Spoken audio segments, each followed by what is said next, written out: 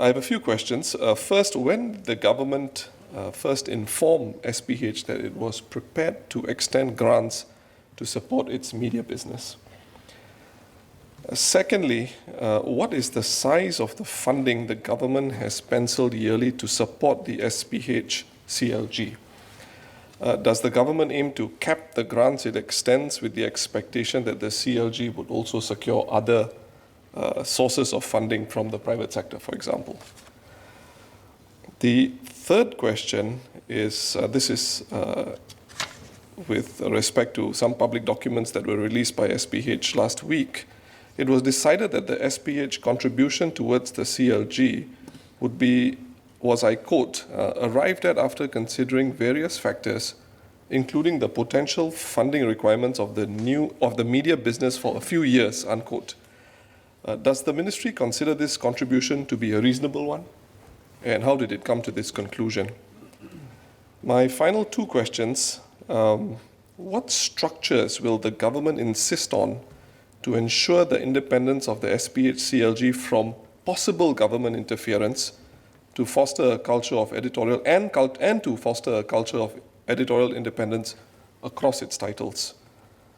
And finally, in view of the significant change in this sector, would the government consider the formation of a select committee to allow members of the public and Singaporeans in particular to A, express what editorial standards they expect from the CLG taxpayer-funded mainstream media, and B, to express their views on how best the SPH CLG can ensure editorial independence from any government of the day? Thank you. So I thank the Leader of the Opposition for his series of questions. They span a wide range of issues. I will attempt to give him a comprehensive response, but I imagine this is going to be further developed in subsequent clarifications.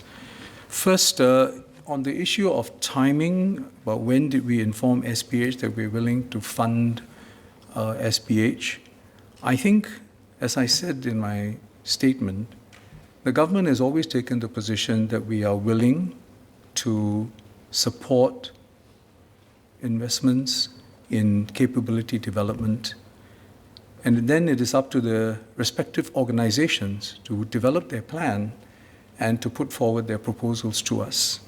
In the case of SPH specifically, as I mentioned, last year they received the JSS, which was part of the national scheme. In addition, we were prepared to offer extra help if it was required, but the restructuring proposal was put to us, which then leads to the next question about other sources of funding and whether government funding to the CLG will be capped. Mr. Speaker, I would say, Mr. Deputy Speaker, I would say that it's premature to specify the exact numbers that will go in regard to the government funding. And the reason for this is not because we are reluctant to talk about them, but it's simply because, first, this is still a matter before the shareholders of SPH.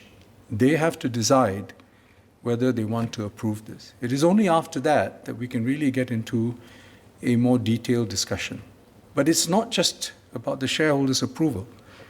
We also need the new CLG to then formulate its plans and put on the table what it sees as its strategic business direction going forward.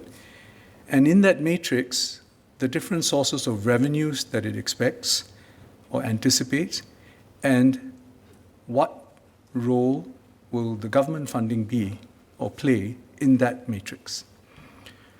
So the question of whether other sources of funding will be required, I think if the Leader of the Opposition had heard earlier from my speech, not-for-profit does not mean that the entity does not pursue its business on a commercial basis. And we fully expect the entity to seek out advertising revenue, circulation or subscription revenue, and other sources of funding. But we fully expect that government funding will be a component of that funding matrix for the CLG. He asked if the SPH contribution, which has been spelled out, which includes the transfer of 2 property assets which are related to the media business, and also some other operating businesses which are linked to the media, in addition to the $80 million of cash and $30 million of SPH shares and REITs. And he asked whether this is reasonable, why. Again, Mr. Deputy Speaker, I want to stress that because this is a matter that has to be put to the shareholders at an EGM, I do not want to preempt any case that the management and the board will make. But I can say that our focus, the government's focus, has been very clearly on the news media business and its viability going forward. Whilst I am unable to say specifics about what the numbers look like in the near term, SPH has said some about how they think it will continue to widen in terms of its deficit. I can say that the medium to long-term outlook remains challenging, and that is why we need to be clear that government will be prepared to come in to give support. But how much, how, I think these are the things that will need to be worked out in due course after the CLG has had a chance, subject to shareholder approval, to then develop a business plan and put the proposal to us. The member asked about structures for editorial independence or ensuring a culture of editorial independence. I would venture that that culture already exists in Singapore, in the news media. And I think we do a disservice to our journalists and editors to suggest anything to the contrary.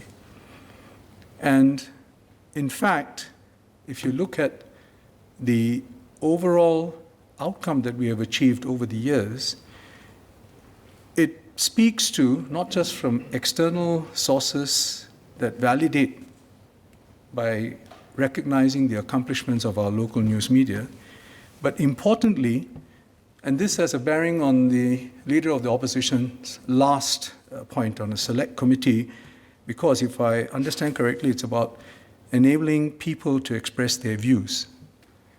I would say Singaporeans have already expressed their views because, first, when it comes to trust surveys, Singapore scores highly. Singaporeans have been quick to point out that they trust our news media, both print and broadcast, and they've shared this, and I cited the YouGov survey and also the Edelman Trust report. I would add that even our local surveys, for example, by the IPS, validate this, saying that about 70% of Singaporeans, or 7 out of 10, trust our local media. And that is at a higher level than the trust they accord international media, I would add. So it's not just what they say, though, it's also what they are doing. What are their habits? What are their preferences? In other words, how are they voting with, in this case, their eyeballs? And the fact is, as I said, and I want to re-emphasize, the SPH news organizations in aggregate have not just maintained, but they have grown their reach and readership when you combine the digital and the physical. That would not be the case if Singaporeans did not feel that they could trust the news organization. So I think the people have spoken, and I think it's our job now to make sure the object of their trust continues to succeed.